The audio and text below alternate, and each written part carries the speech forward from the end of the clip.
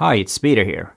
OMDS has finally launched its new flagship camera, OM-1. Let's see if there is the so-called wow factor. And the disclaimer, I have not seen or used the camera. I had a 2-hour meeting yesterday with OMDS and they shared me all the specs and insides of the camera. So this video is based on those specs and I will give my thoughts about the camera in this video. They promised me that I can get it in the near future for testing and then I can confirm how the specs and the reality works, because we always have to remember that specs are one thing and the reality is another thing, how it actually performs. But I will get back to that when I actually have used the camera. But let's start with the branding. It's interesting that the camera has Olympus branding on it. It will have an OM system logo in the bottom of part of the camera. But at the top there is the word Olympus, which is interesting because in October they said that everything that comes out of OMDS will have OM system. The reason that there is the text Olympus on the camera is purely because it's a tribute to OM-1, the legendary film camera that was introduced exactly 50 years ago in the year 1972. And this will be the last camera that has Olympus branding on it. The next one will be OM system. So this is kind of a historical camera in that sense too. The last camera with Olympus branding on it. Before we dive into the specs a bit more, we need to figure out who is this camera for. Where is the competition? Some say that it's the price range that is the competition. Well, I disagree on that because price is of course important. But if you compare this to other cameras with the same price range, you know, this it's just one thing. We need to compare it to what this camera is intended for. And OMDS has set the niches and genres that they are targeting the photographers from, you know, wildlife photography, bird photography, lifestyle outdoor photography, macro, for example. And we have to compare to cameras that are in that niche, and then we will compare the price. And if we compare the price only, then this is a no-brainer in that genres of photography. There's no competition in this price range, to be honest. We need to compare it to the flagship models from Canon, Sony and Nikon, not the enthusiast cameras. And that's one big point.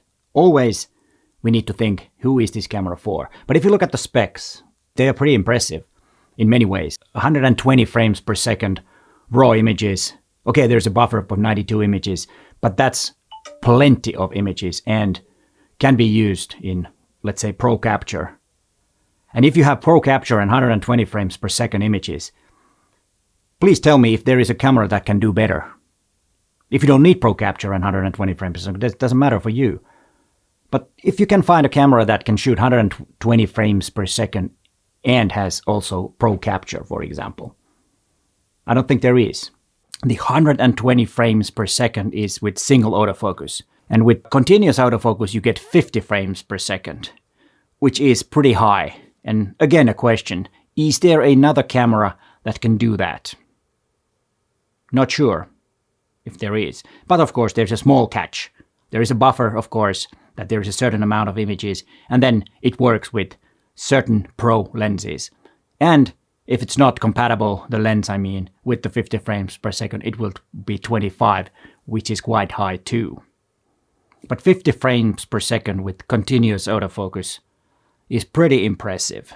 Yeah, that could be a wow factor of, I keep saying wow factor for some. For me, yes, it is actually a bit, but I don't need that type of frame rates or not frame rates, but images in seconds.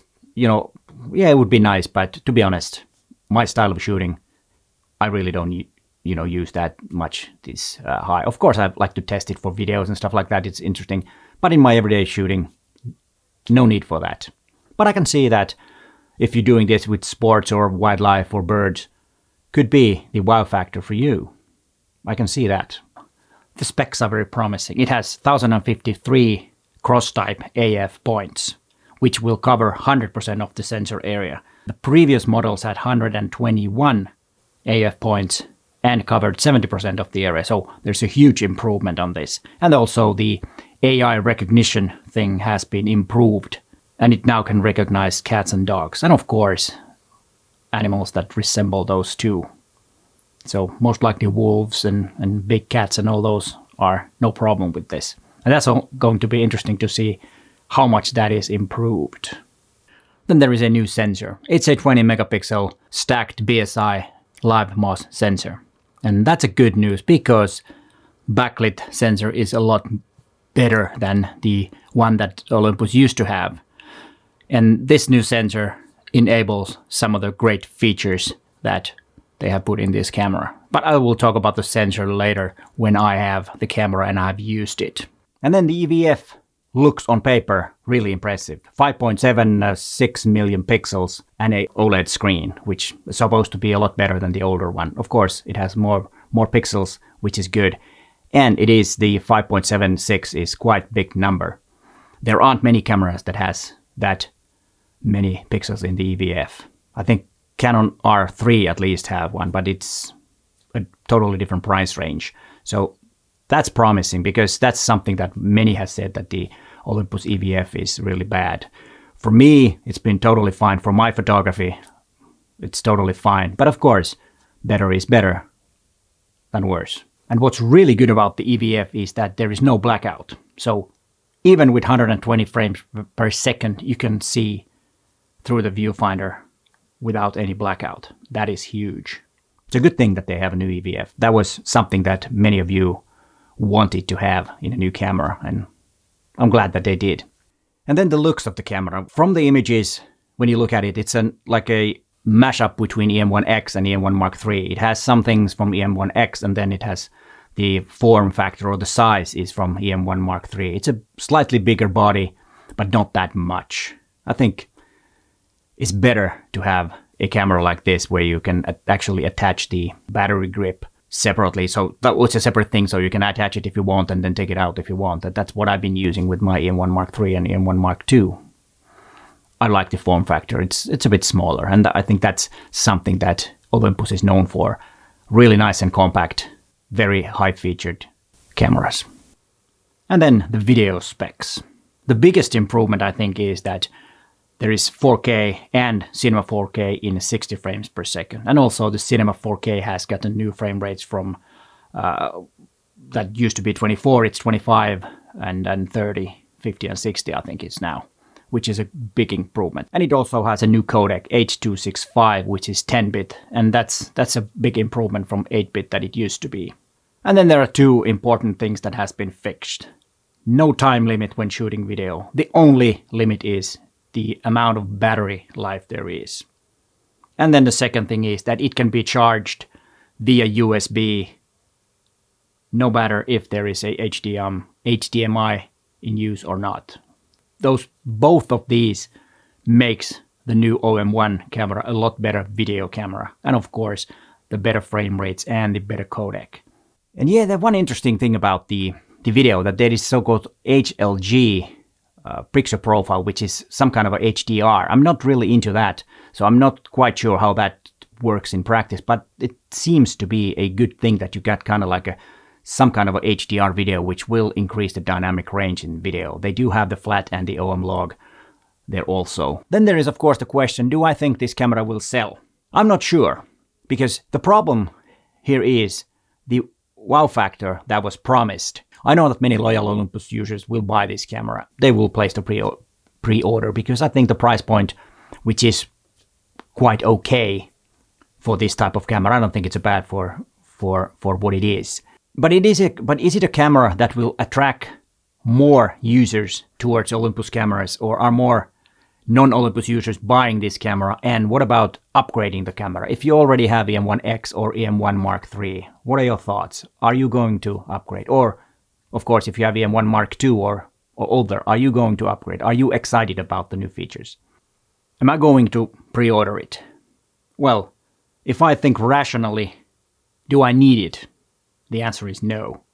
But if I ask myself, do I want it? Then the answer is yes. So, I don't know yet. There are some tempting things that make this camera better. I was already talking about the video specs, which are hugely improved, at least on paper. I have to see, of course, and test it how much better it is. Then there is the better AF. Then there is the faster processor TruePic X, which is supposed to be 60 times more powerful. It doesn't, of course, mean that the camera is faster than 60 times, but you know what I mean. It's a lot faster camera. The AF, like I said, is improved. And then there is one thing. There is a new menu system. This is probably one of the biggest things for me, because it's been a drag to use the old menu system. And then there is one improvement that I've been nagging about quite a bit. Now that if something is grayed out, you press the OK button and it will tell you why it is grayed out. It will show you what you need to turn off to enable that particular menu item. And this is totally big, because there's so many times I've been asked that, okay, why is this grayed out? And then it's usually there's been something else on, but now that is fixed on this camera.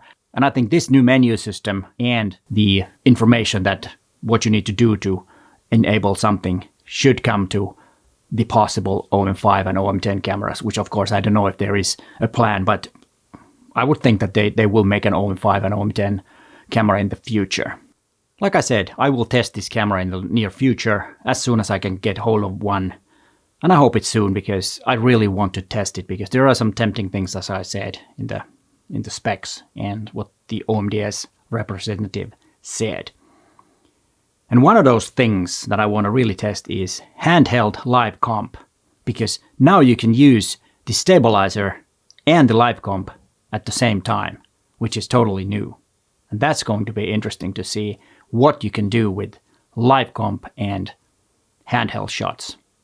And then there's also a one-button handheld high-res. You just press the record button and the camera will be on handheld high-res. And then you press it again and it will be in normal mode. I think that's also a good improvement in usability, which I really like.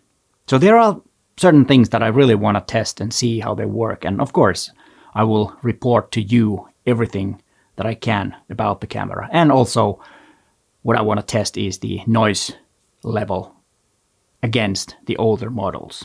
That's also going to be interesting, because if it's 2 stops, it is a lot.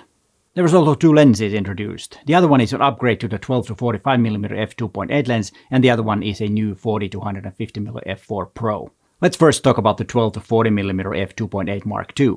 It is the same lens structure and it looks the same, but there are a couple of differences. It has better coating and the weather sealing is improved, which is now IP53, so that it will match the camera body, which is IP53 too. And that is the highest grade of weather protection that any camera has. So no matter what the weather is, no problem using that combination. And I think that's great. And also the 40 to 150mm f4 Pro is an interesting lens. It's not very big, and which is also a good thing. And it adds up very nicely to the f4 lineup of M-Zuiko lenses. But I will test those lenses as soon as possible. I think the 12 to 40mm is on its way already, so I might have it this week, the video, or maybe next week. It depends on how when I get it and how long can I have it. What are your thoughts about all these 3 products? The OM-1, 12 to 40, and 40 to 50 f4. What are your thoughts? Please let us know in the comments down below. And here is some more stuff for you to watch. But hey, thanks for watching and bye for now.